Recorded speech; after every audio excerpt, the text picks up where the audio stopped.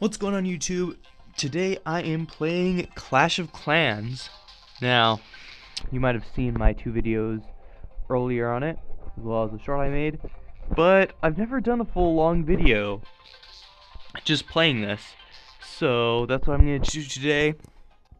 I'm going to just do a little gameplay as well as talk about some things that I find interesting about it.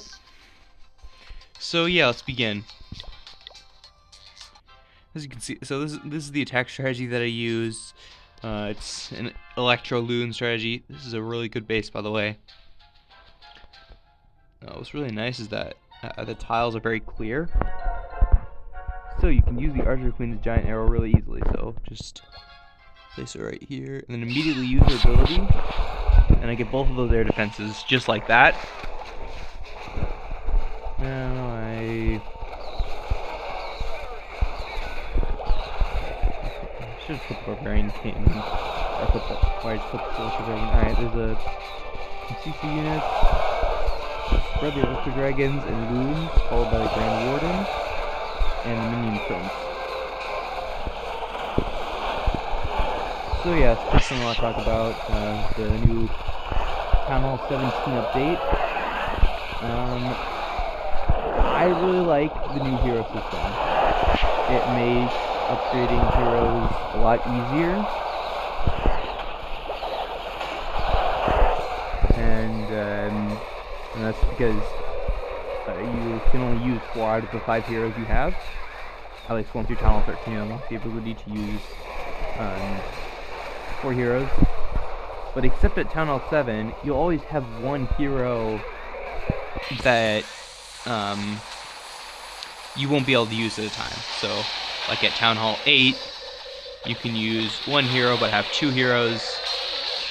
At Town Hall 9 and 10, you use 2 out of 3 heroes, and so on. At Town Hall 13, you use 3 out of 4 heroes. So you can always have one upgrading and still use 4 heroes. So that's kind of my favorite thing about the update. It definitely does shake up gameplay, sort of like Hero Equipment did back in the Town Hall 16 update, which is pretty cool.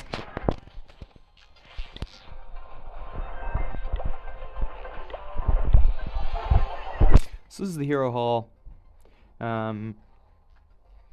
Upgrades kind of work similarly to how they were before. Except it's all done here. So like, I'll want to upgrade this Archer Queen. You go to the Hero Hall and click it, and then you can upgrade it. It'll still require a builder, and then you place the hero banners here.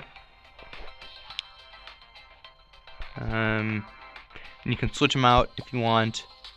But like, I can't do that since my Royal Champion is sleeping. Actually,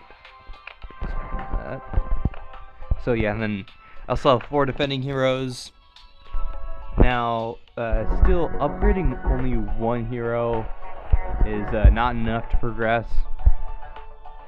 So yeah, I still need to often not use 4 heroes, but that's still a lot better than what it was before. Let's do another attack.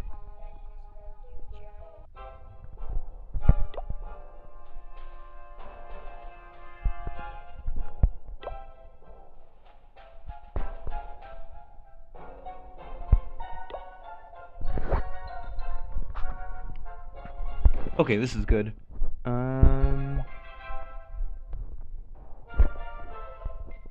Let's destroy. I can't tell you which ones. You know what? For content, I'm gonna go for it.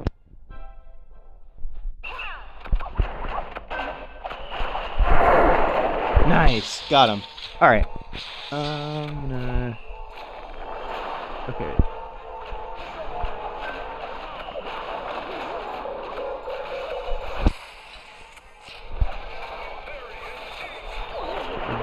like the single target Inferno there. Maybe my spiky ball can take it out. Alright, I'm gonna use that to redirect him over to it. What are you doing? Phew, okay. I'm gonna use the Dark Orb over there. Inferno power down.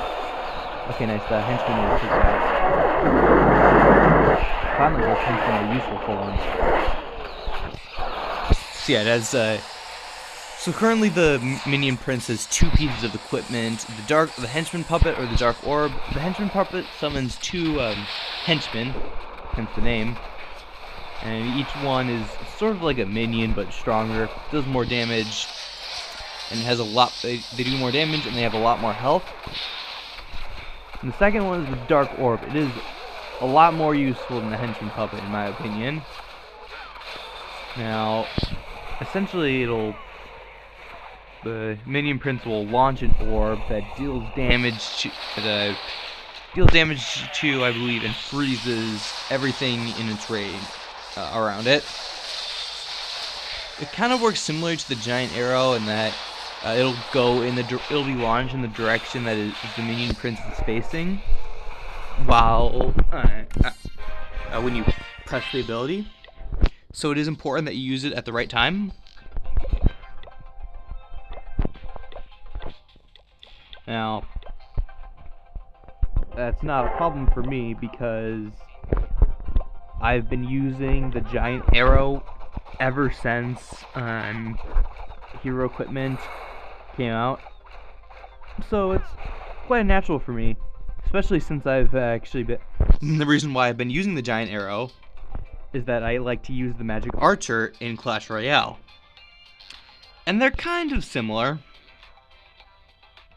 in the way of needing to calculate where you can place it for the optimal path of the arrows. Okay, next thing, decorations. I've seen a lot of concern about decorations. I have a lot of them. In fact, I have even more over here. So, like in the Holland season, there were actually 7 decorations that were released, and I got every single one of them. And I believe these 2 were released in the same season. Maybe this one was too. Correct me if I'm wrong. So yeah. That did spark some controversy, but honestly, I don't mind it. Adding this many decorations can definitely increase retention, make people encouraged to play actively, and I think that's pretty cool.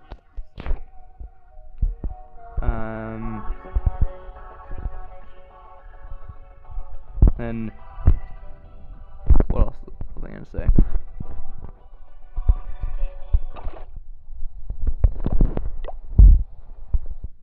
This is my alt account.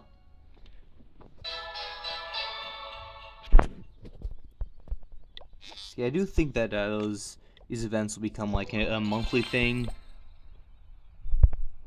Like this, yeah, these are a monthly thing, and these events are kind of a monthly thing, and I think that at least 2 decorations are going to be added up every time. What the heck?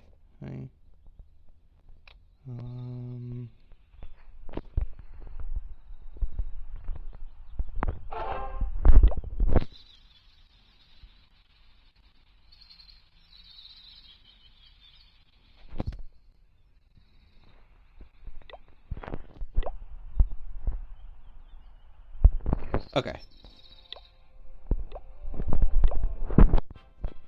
Got 2 heroes now. Yeah, honestly, on a rush base like this, it's so easy to find bases with good loot.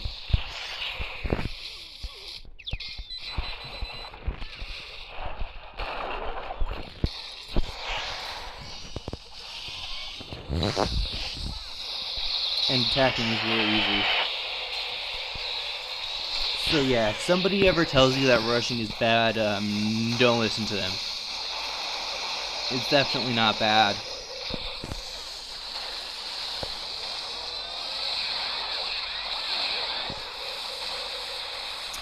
Now also regarding the Town Hall 17 update, I really like the fact that they gave us the minion prince at the level that was, that's the max for the previous Town Hall level. Now, what's cool about this is that, it essentially gives us the benefit of time reductions. So what I mean is there were, so there are every Town Hall level, every new Town Hall level that's added, there are a bunch of cost and time reductions. So like I think they're as low as Town Hall 6 or something. But everyone who played before obviously who had to deal with the higher costs and times for those lower town halls, and then just basically getting free upgrades for the minion prince and hero hall kind of just made up for that. That probably didn't make any sense. Let's move on to spacing. Let's move on to space.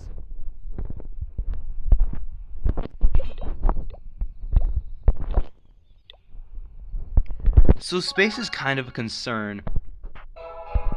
And let me show you. I want to show you what they did here. So did they save any space? Well, let's find out. So previously, each hero pedestal was a 3x3 area. They knocked that down to 2x2.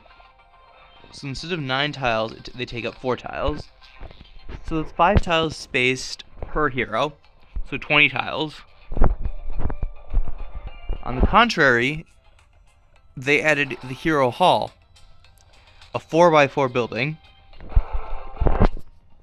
Now, that means it's 16 tiles, so if you account for the 20 tiles saved with the heroes, that's a net gain of 4 tiles in the village. I mean, that's not much, but it's something. But now we've got to factor in the helper hut, the other new building that houses the builder's apprentice and the brand new lab assistant. That takes up 9 tiles. So let's think about it. 20 tiles saved for heroes. 16 tiles added for the hero hall. And now 9 tiles added for the helper hut. So that means overall there are 5 extra tiles of space being used. I mean, that's not a big deal, but like it means Town Hall 15 I guess will be even more cramped, but I guess that's okay. And then for Town Hall 17, you do have to merge the Eagle Artillery with the Town Hall to upgrade to Town Hall 17, and you get a completely different weapon, Town Hall weapon. A lot of people are upset about this, and I can totally see what they're saying. It's probably hard to get rid of the Eagle Artillery that we've had ever since Town Hall 11. And I thought that, and I kind of thought that it would be like the weapon in Capital Peak. How the Capital Hall is the Eagle Artillery, and kind of doubles as Eagle Artillery. I thought that Town Hall 17 would kind of be like that, but no, it's just a different weapon, kind of an upgraded Giga Inferno with extra abilities. Another thing I've been thinking about with Town Hall 17 is the lack of new content. We only have 2 things in it. Like, when Town Hall 16 came out, we only had the Spirit Fox, Multi-Archer Tower, and Ricochet Cannon to be unlocked in it. And I thought that was disappointing. Now Town Hall 17, we've got 2 things. Like, what the heck?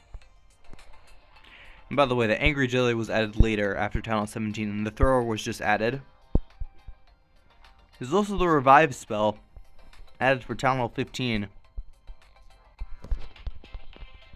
So yeah, we got even more unlocked there.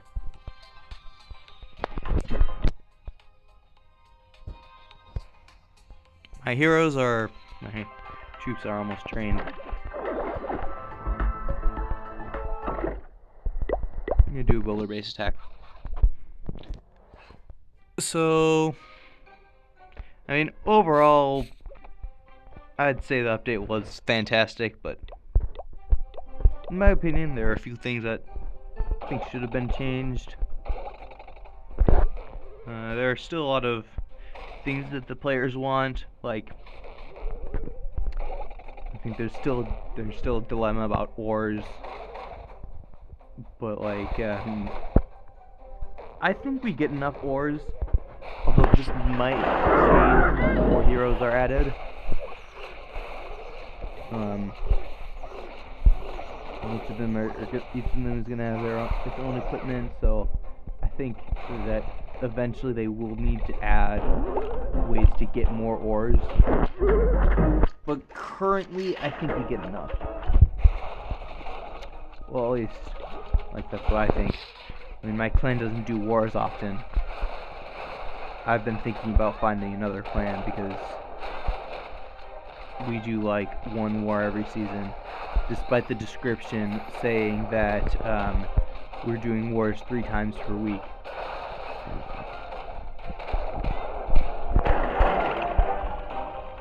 Yeah, anyways. I don't do a lot of wars, but I do get a lot of ores in the daily star bonus since I'm in Titan 1. And of course, I am not moving to Legends League. I want to attack more than 8 times per day. But maybe Legends League is something I will consider one day. I mean, I know why it's so hated. What's the point of doing it? You only do 8 attacks per day. I wonder why, like, they don't just make it so only the first 8 attacks you do every day count toward your trophy count, and then you can just attack whatever you want for the rest of the day. Actually, nah, that wouldn't work. Shoot.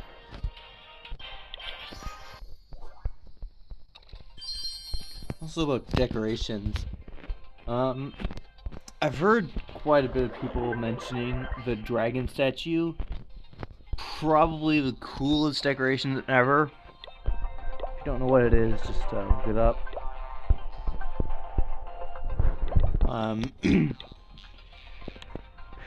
Yeah, the people have done giveaways for it. It was, by the way, the dragon statue literally just appeared in a $10 offer one time, and it has never been seen again in game. The only way to get it now is to win a giveaway. Well, then again, I mean, sure, the dragon statue is cool, but I honestly think there are a few decorations that rival it. So there's the Bubble Boil Cauldron, the Decision Dice,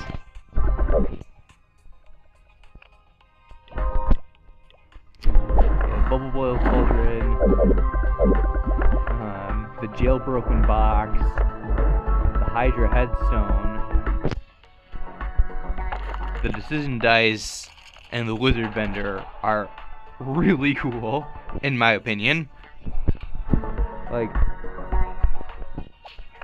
especially the 3x3 ones. You know, honestly, I think this one makes the case for being better than the dragon statue, because it's constantly animated, and it has multiple things. There are multiple things that can happen when you press on it. Yeah, sometimes that happens too. Meanwhile, the dragon statue literally just looks like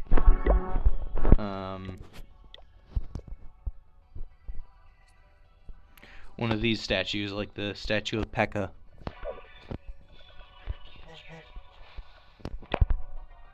Except it's 3x3.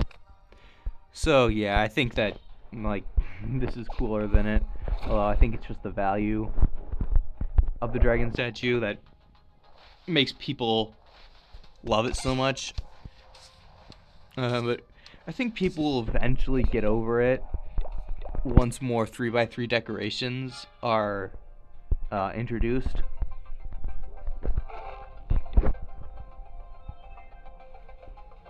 And that's alright. I've been avoiding upgrading my minion prints until now so I could show it to you while making this video. But I'm going to start upgrading it now. And that's going to be all I have for you today. I hope you have a nice day, and I'll see you next time.